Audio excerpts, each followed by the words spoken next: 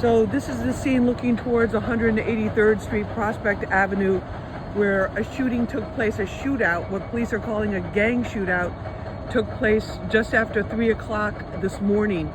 And what Chief of Detectives James Essig is telling us, he says that there was a 16-year-old who had a .32 caliber handgun, and when police arrived, because they saw something going on the corner over there, when police arrived, this 16-year-old shot through the windshield of the police car and then wounded the officer who was in the front seat. So even though that officer was wounded, he and his partner got out. They were in uniform, they were in an unmarked car, and they chased him down.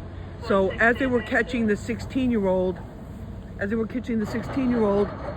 shots were fired from two other suspects with a 380 semi-automatic handgun, and they got away because the police officer realized his partner had been shot, and so there was a whole big situation there. So they put the wounded officer, his partner, put him in the car, took him to St. Barnabas Hospital, which is not that far away, radioed ahead, but the crime scene unit is still here on the scene this afternoon.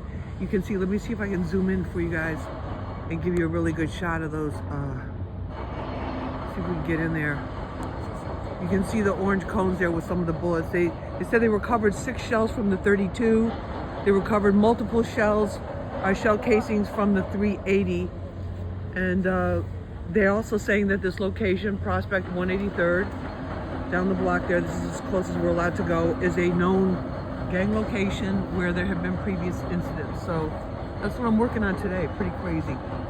So the officer is expected to be released from the hospital later today, and they're still looking for these two suspects with the .380.